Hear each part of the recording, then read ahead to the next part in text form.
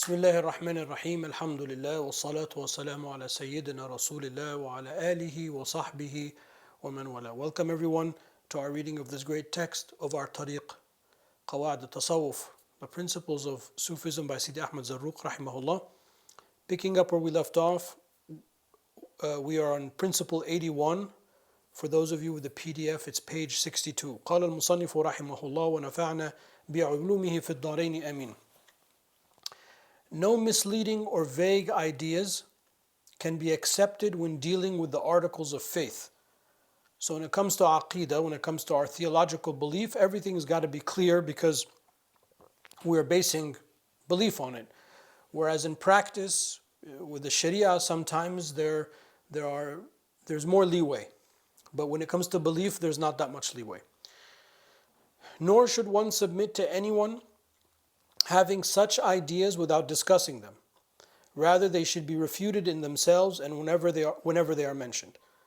So when it comes to aqeedah, we're going to be much more stringent and we're going to be very focused on coming to the truth, understanding it, defending each point of belief with some kind of textual evidence, pretty straightforward. If it's not like that, then we tend to stay away from it until and unless something becomes clear. If they are lacking in something, they should be interpreted in a way that brings them back to the principle of the truth, as long as they agree with a canonical principle in all ways, and as long as the authority of their proponent has been established, as we see in the question of God sitting on the throne in the Risala of Ibn Abi Zayd al-Qayrawani rahimahullah. So again, just a restatement of what I just said, that anytime we're going to have a point of aqeedah, of belief, we're going to make sure that we can defend it. And if there's something that we think is a little bit far off, we're going to try to find the nearest principle and link it to it. The Sufi is not more worthy to be followed in this matter of vagueness and similar ones than the jurist, nor is the jurist more worthy than the Sufi. In fact, the Sufi has more of an excuse to be vague because of a lack of terms to express what he means, because of a limitation in his ability to discuss certain matters, and because of his desire to substantiate his ideas by the use of symbols. So there's no difference between the person of tasawwuf and the person of fiqh in the issue of aqeedah, because we're both trying to arrive at the truth. That's sort of the general understanding. But the person of tasawwuf gets a little bit of an excuse because the person that is engrossed in tasawwuf is engrossed in the spiritual experience. And not necessarily, for sure, most of the things that we experience spiritually are very difficult to articulate in words.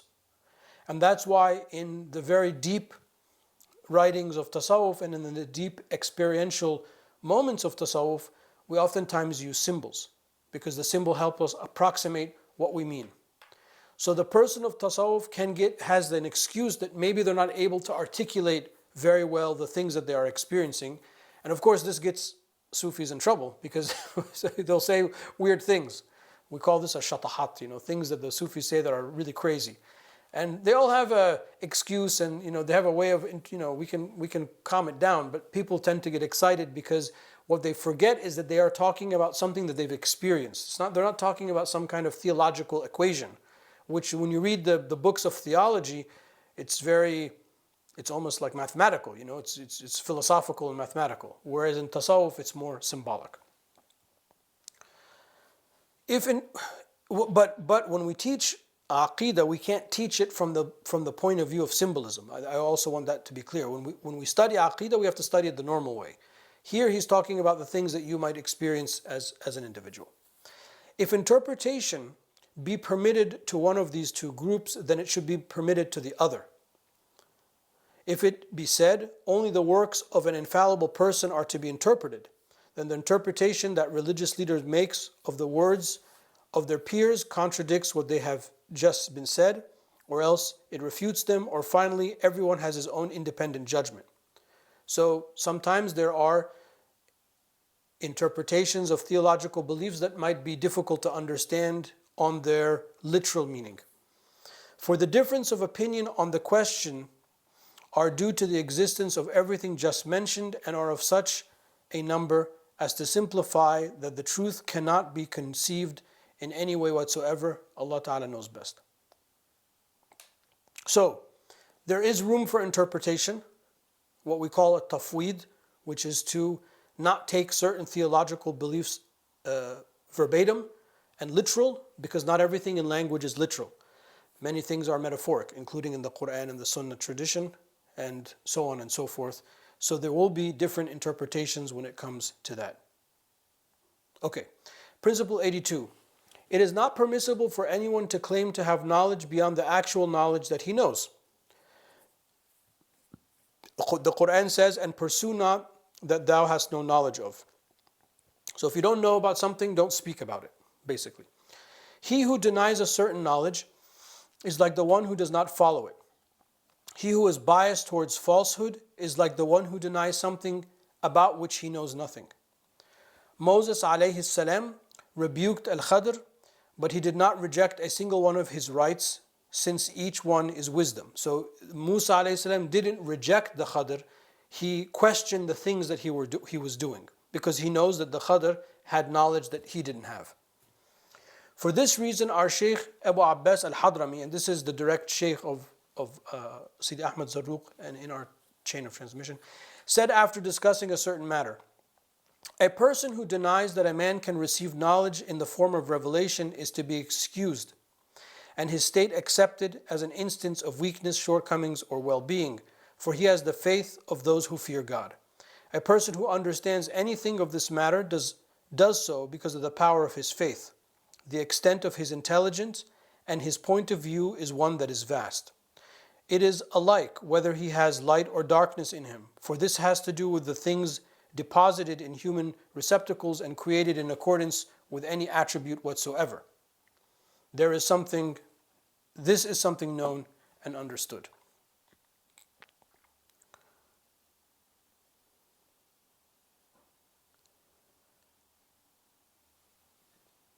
So if somebody doesn't understand revelation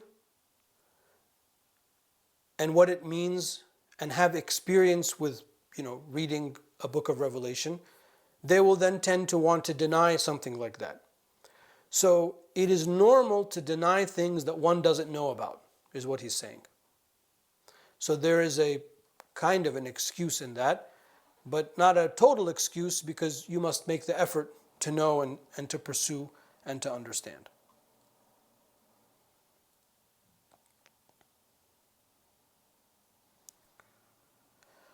Okay, 83. An outstanding spiritual quality does not necessitate setting the legal precepts to one side, and the necessity for the canonical laws does not abolish the special status of such a characteristic. So the Sharia doesn't negate the Haqiqah, and the Haqiqah doesn't negate the Sharia. We don't have that kind of dichotomy in our way or in our religion. Whoever has been adjudged punishable and has had a punishment imposed upon him, then that punishment is to be carried out above all by maintaining the integrity of the faith. Accordingly, his sense of honor must not be impugned except justly and in accordance with what he has allowed in the way of rights. And if an outstanding religious quality exists in him, then this is not to be discarded except insofar as disregarding it is necessary. A saint is a saint, even if he commits an error and is punished for it, as long as he is not in a persistent and continuous state of sinfulness, which would nullify the self-evidence of his sanctity. Do not curse him, for he loves Allah and His Messenger. This is a hadith, it should be in quotes, in which the Sahabi was a drunkard, and the Prophet ﷺ had him punished for drinking alcohol, and some of the companions cursed him, and the Prophet ﷺ said, do not curse him, for he loves Allah and His Prophet ﷺ. And then Zarruq cites the other hadith, had Fatima, Sayyidah Fatima alayhi salam, the daughter of the Prophet ﷺ, committed theft, I would have cut off her hands. But God protected her from that fate. And so basically, a saint is a saint, a pious person is a pious person. It doesn't mean that they are infallible. It doesn't mean that they won't make sins. They could commit a sin that would require the punishment, like the things that he's mentioning, to befall them, but that doesn't take away from their sainthood, because it's a slip and it's not something that is persistent and continuous. And in the matter of God's religion, let no tenderness for them seize you. As a result, Al-Shibli issued a fatwa, it should just say, condemning Al-Hallaj to death, because Al-Hallaj, he said things like, Ana al-Haq, I'm the truth, ma fil jubbati illa Allah, nobody's inside my coat except Allah, and things like that that are heretical statements. So, as we all know from our own history, Al-Hallaj was executed, and because he did not, recant those statements, but he's still at the same time held up as a saint. So Al-Shibli, his opinion was that he was to be executed, while Jurayji permitted him to be flogged and imprisoned for a lengthy period of time, and said with regard to shedding the blood of Al-Hallaj, there is nothing more important for Muslims than to execute him as an admonition for the sake of the religion, because of the claims of heresy, not because he confirmed taking the blood of Al-Hallaj, or because he sought to help in having Al-Hallaj executed. For he knew on the latter's innocence from assessing the inner reality of Al-Hallaj, but Allah subhanahu wa ta'ala knows best. So the Hallaj story is a famous one. It's come up previously in the book, simply to highlight this message or this issue that only the prophets are infallible. And saintly people can commit sins. We believe that saintly people are protected. But we don't believe in infallibility except for Allah, except for the prophets alayhim salam. But a saint committing a sin doesn't take away from the person being a sin. That's really the message of this principle. And because our system is fair and equitable, if somebody commits a sin, even if they are a saint, then they will be punished according to that sin, or they will be embarrassed in whatever the thing may be. 84. Attaining knowledge by virtue of one's outstanding spiritual quality does not permit silence on the part of another when the truth is distinctly known, unless the latter has unquestionable knowledge of the reality wherein the former operates. Then, if the former is refuted, neither of the two can be approved, insomuch as each is acting in accordance with the knowledge taught by Allah subhanahu wa ta'ala, as Al-Khadr said to Moses alayhi salam at the beginning of their undertaking. The silence of the third party, this is in the story of Moses and Yeshua elsewhere in the Quran. The silence of the third party was because judgment belonged, the ghulam of Musa, who was the third of them, because Musa went out to find the Khadr with Yeshua. The silence of the third party was because judgment belonged to someone else, without it being certain whether the judgment called for the fixing of a punishment or something else. For what happened as a result of his actions bears being interpreted in such a way that he would have been justified for the excuse he gave at the end. Had he produced a deed that was not permissible in any way whatsoever, then no interpretation would have been acceptable, except that which sees his deed as disobedience and transgression. What is not permitted under any circumstance is, for example, homosexuality, adultery with a given woman, addiction to wine or consumption of alcohol, the like, but not killing or the taking of money and the like, which may be permitted with certain conditions are fulfilled. Okay, so what he's saying, if we think of the story of Musa alayhi salam and Al-Khadr, it was justified for Moses alayhi salam to say something to Khadr because Al-Khadr did something that there is no interpretation to, like you killed a kid. Why would you kill a young person? There can be no circumstance where that is correct. And outwardly, what he was seeing was incorrect based on what Sayyidina Musa alayhi salam understood. Of course, at the end of the story, the Khadr explained and divulged to Musa alayhi salam what was the story behind all of those things. So one of the lessons, there are many lessons in that story, but one of the lessons that we take is that you have the right to criticize when something is universally bad. He gives the example of homosexuality, adultery, alcohol, consumption of alcohol or drugs, something like that. However, even in the matter of killing or taking money, there could be, even if it's very far away and very remote, there could be a reason why that's happening.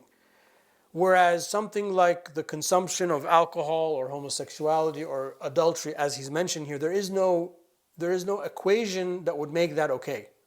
So it's universally criticized. The other things, maybe this, maybe that, maybe this, maybe that. You can sort of have all these permutations. So that's one of the lessons that we take. So if you go back to the beginning, he says, just to repeat, attaining knowledge by virtue of one's outstanding spiritual quality does not permit silence on the part of another when the truth is distinctly known. So and so is in front of me and he has a reputation or she has a reputation of being a great saint. Okay? And universally known, and their dua is accepted, and they're a very saintly person. And then you go to them and they're doing something that's obviously haram. So it's okay for me to point that out. That's what he's saying. That's not an instance where I'm supposed to be silent, because it's something that is outwardly, universally haram. Except if there is a way that you could argue. In my experience, the people that I was raised with and the people that I was taught with and stuff, is that the public criticism of people is something that does not take place easily. Because our job is to always find an excuse for the things that we see. Even if at the first moment it looks overtly very off the charts, we still have to make the effort to come to a conclusion that maybe there's an interpretation that allows it. And therefore what that does is that when you start to criticize somebody, you get in the habit is that you will only criticize when something you are certain is universally condemned. That there is no, even some weird opinion out there that would allow it. Okay, and then the final paragraph of number 84, only hesitation over what is probable is uncertainty. But there is no hesitation with regard to a clear stated rule when it has been determined in a correct manner. Allahu A'lam. Okay, and the last principle for today, 85, because then this will close out this section. 85, hesitation in a doubtful case is desirable, as its opposite when something good or bad is clearly evident. That's what I was just saying. So you want to give the other person, you want to go through your mind, maybe they're following this other opinion, or maybe I remember there's an opinion that allows this act or doesn't allow that act, and maybe that's what they're following, even if you don't follow it yourself, or even if it's not a popular opinion. The methodology of evaluation is based on a preference for thinking well in a matter when this is necessary, even though contradictions may appear, to the point where Ibn Furak rahimahullah said, it is wrong for 1,000 non-believers to enter the community where there is uncertainty over their Islam, but it is not wrong to expel a single believer because of a legal error that manifested itself in him.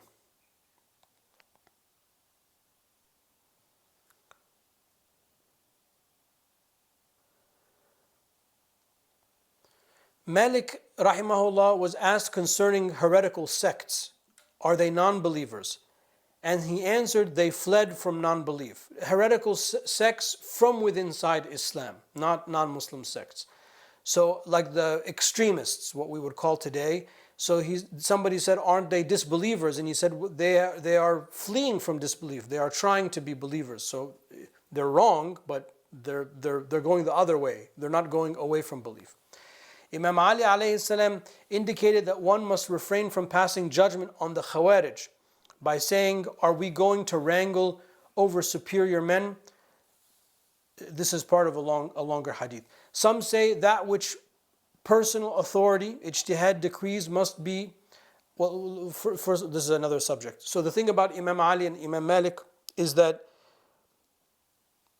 we can acknowledge that a sect or an interpretation of Islam is incorrect, but at the same time hold those to be believers. This is the Sunni way. Unfortunately, the other sects are not like that. The other sects, they are what really defines them, if you were to, even though they're all very different, but what is the thread between the non-Sunni sects is that they are very easy to expel people from Islam. Whereas the majority, which is us, the Ahl Sunnah wal Jama'ah, we at the same time can hold people as believers and say, but this is just a wrong belief, or you have an error here, or you have an error there. But we don't make that error remove them from the faith. We don't make that expel them from the faith. Just 1 second, I want to look at something.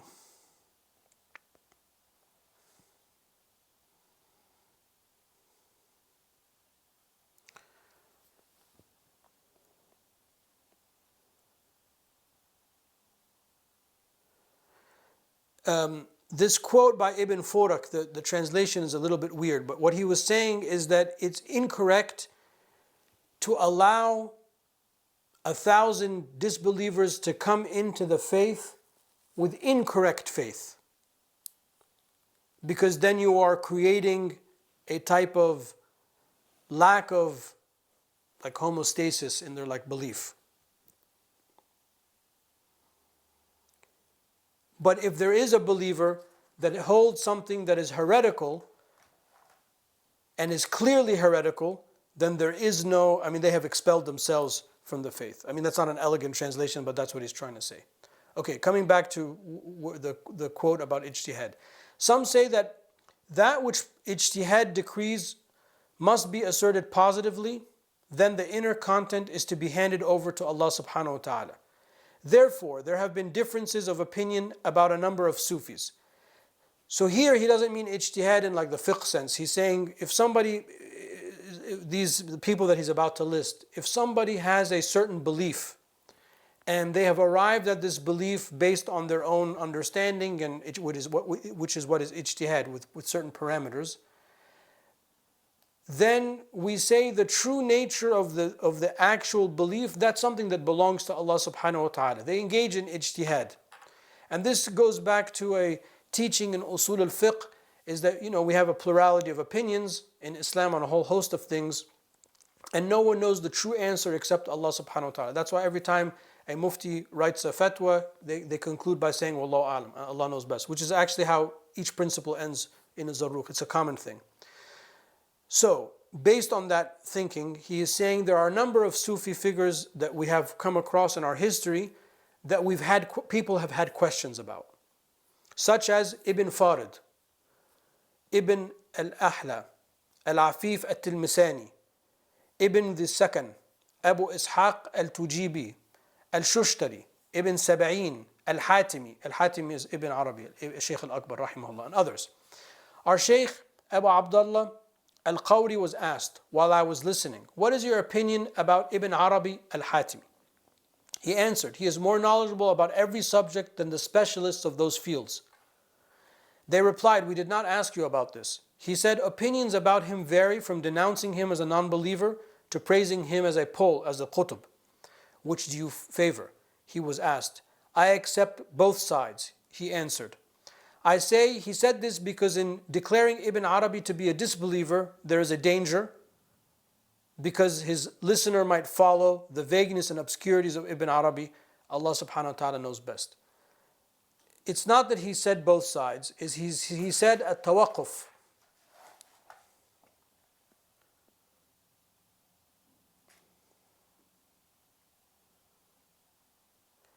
فَمَا تُرَجِّحْ قَالَ التَّسْلِيمِ. That's the Arabic. He didn't say in the beginning. He doesn't say I accept. He said at-taslim. Mean I don't opine this way or that way. So what this means is that if you don't understand Ibn Arabi, which most people that talk about Ibn Arabi don't understand him, then don't say he's a kafir, because then you are, first of all, he was an extremely knowledgeable person, as the Shaykh said. And second of all, you are removing somebody from faith that you do not know about. You don't even understand what they're saying. So based on what are you removing them from faith? If you understand Ibn Arabi, like many of our ulama have and commented, then you will conclude like they did, that he was Shaykh al-Akbar, that he was the greatest Shaykh and he was this very luminary person, and there's an infinite amount of benefit. But you have to understand what he's saying to benefit. So the Shaykh is teaching, not that he's saying, I don't know what his station is. The Shaykh is saying, you're not gonna, if you have to ask about him, then you don't understand him. So don't enter into that war and lob grenades this way or that way, but just stay out of it. And all of these people that have been mentioned, they're all, Ibn Farid, we recite his poetry, and Ibn Farid died teaching at Al-Azhar. He was inside the mosque teaching and he died while he was teaching. These are people that have great lives and have done great service, but sometimes the language that they use is difficult. So this comes at the end of this section, in which we're talking about knowledge, outward and inward knowledge, to teach us some of the principles of how we are to engage when we find things that we might not understand and things that we think we might not understand, etc. Okay, we'll put a pause in it here. Wallahu ta'ala a'lam wa sallallahu ala sayyidina wa maulana Muhammad وعلى آله وصحبه وسلم تسليما كثيرا.